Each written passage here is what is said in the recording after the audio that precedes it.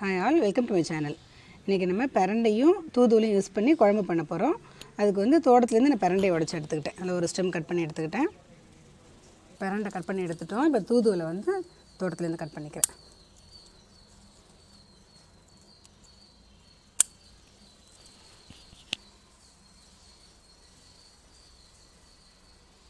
இது நல்லா பிஞ்சாக இருக்கிறதுனால நான் அப்படியே கட் பண்ணிக்கிறேன். இந்த மேலே உள்ள இதெல்லாம் நீக்க வேண்டியதில்லை. நல்லா இவ்வளோ சாஃப்டாக இருக்குது பாருங்கள்.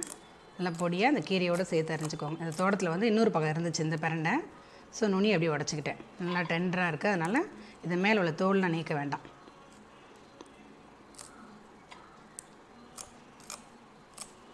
இப்போ இது பாருங்கள், இது கொஞ்சம் முத்தலானது. இப்போ இந்த மாதிரி இந்த கனவு உடச்சிக்கணும். இந்த மாதிரி இந்த கனவு இருக்குது பாருங்கள், இப்படி உடச்சிக்கணும்.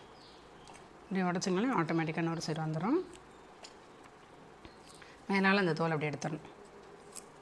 எடுத்துகிட்டு அப்படி பொடியாக அரைஞ்சிக்கும். இப்போ இன்னொன்று காட்டுறேன் பாருங்கள்.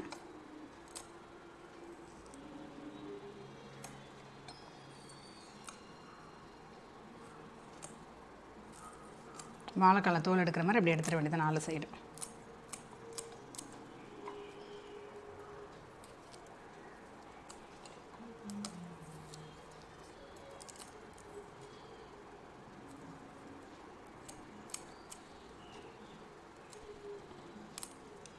இதெல்லாம் கொஞ்சம் நல்லா பிஞ்சாக இருக்குது. ஸோ அப்படியே போட்டுக்கலாம்.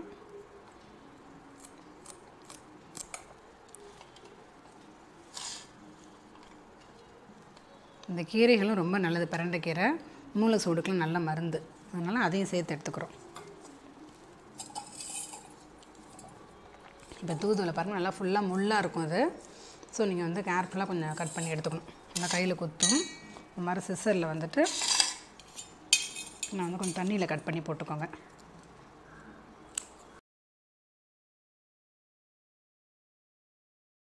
நல்லா முள் இருக்கும், ஜாக்கிரதையாக எடுங்க.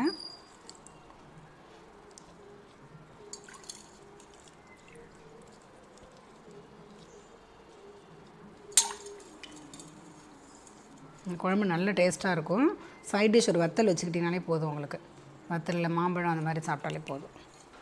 தேவையான பொருட்களை பார்த்துடலாம். இந்த குழம்பு செய்கிறதுக்கு நல்லெண்ணெய் தான் நம்ம யூஸ் பண்ணணும். இப்போ தான் டேஸ்ட் நல்லாயிருக்கும்.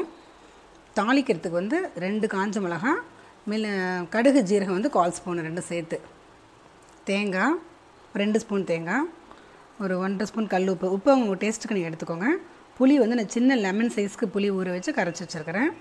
இதில் வந்து 1.5 ஸ்பூனு மிளகாத்தூள், குழம்பு வைக்கிற தூள், மஞ்சத்தூள் கொஞ்சமாக 1/4 ஸ்பூனுக்கு கம்மியாக, மிளகு ஜீரகம் வந்து மிளகு 1/2 ஸ்பூனு, ஜீரகம் 1/2 ஸ்பூனு, கொத்தமல்லி 1 ஸ்பூனு, காஞ்ச மிளகாய் 3.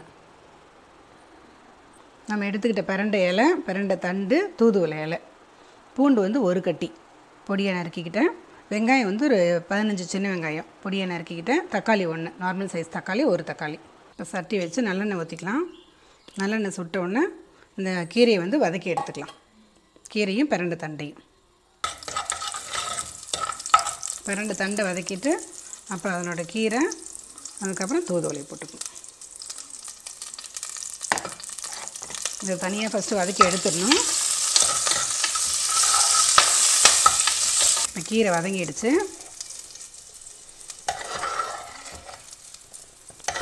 இப்போ இந்த சட்டியில் உள்ள மிச்சம் எண்ணெயிலேயே மிளகா மற்ற பொருட்கள் எல்லாம் வறுத்துக்கலாம். மிளகா அது கூட சேர்ந்து கொத்தமல்லி எல்லாத்தையும் வறுத்துக்கலாம்.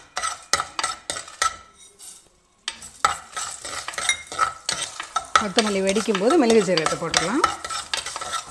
மிளகு ஜீரகத்தை ஆட் பண்ணிடலாம்.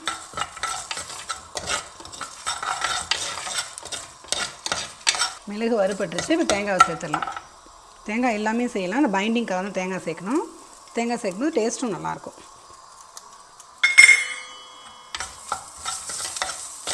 தேங்காய் போட்டு உடனே ஆஃப் பண்ணிடலாம். அரைக்க வேண்டிய பொருட்கள்லாம் வறுத்து எடுத்துக்கிட்டோம்.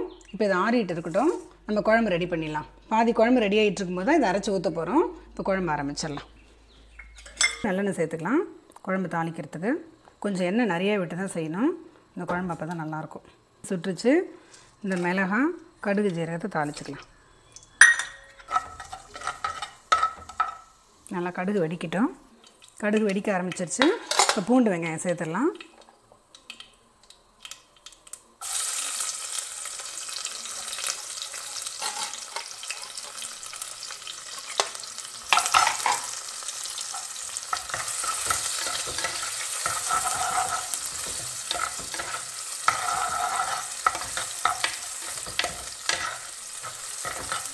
வெங்காயம் வதங்கிடுச்சு, தக்காளி சேர்த்துடலாம். கடலைன்னா ரிஃபைண்ட் ஆயிலையும் நீங்கள் சமைக்கலாம், நல்லெண்ணெய் செஞ்சாலும் நல்ல டேஸ்ட் இருக்கும்.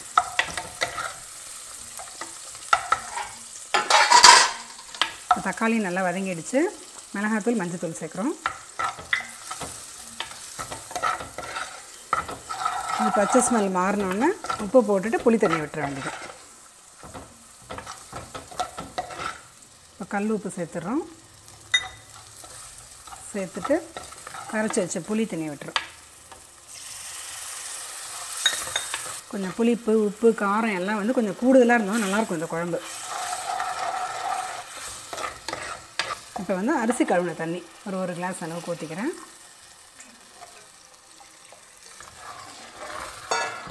இது நல்லா கொதி வரட்டும். பாதி கொதி வரும்போது இந்த அரைச்ச பொருளை வந்து சேர்த்துடலாம். குழம்பு நல்லா கொதி வர ஆரம்பிச்சிருச்சு. உப்பு, புளிப்பு, காரம்லாம் டேஸ்ட் பண்ணிட்டேன், கரெக்டாக இருக்குது. இப்போ வந்து ஏற்கனவே வறுத்து ஆற வச்சிருந்த பொருட்களை வந்து அரைச்சி எடுத்துக்கிட்டோம், அதை சேர்க்க போகிறோம்.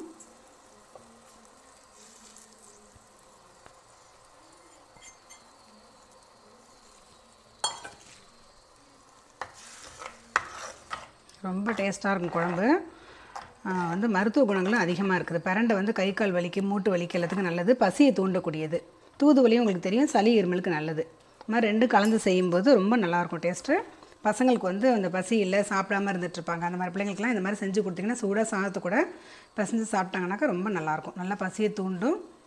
பெரியவங்களுக்கும் கை கால் வலி, இடுப்பு வலி எல்லாமே இருக்காது. குழம்பு பாருங்கள், அந்த பொருளெல்லாம் அரைச்சி விட்ட பிறகு நல்லா கொதி வர ஆரம்பிச்சிருக்கு.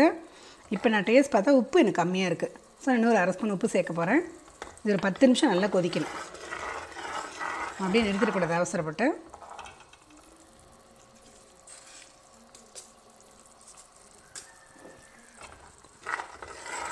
நல்லா ஹைலியே வச்சு கொதிக்க விடுங்க. நம்ம குழம்பு ரெடி ஆகிடுச்சு. பாருங்கள், எண்ணெய் நல்லா பிரிஞ்சு வருது பாருங்கள். இந்த மாதிரி டைமில் ஸ்டவ் ஆஃப் பண்ணிடணும். சட்டியில் பண்ணதுனால இது ஒரு 5 நிமிஷம் கொதிச்சுட்டே இருக்கும். இந்த ஹீட் அப்படியே இருக்கும். இதில் இறக்கி கீழே வச்சிடலாம்.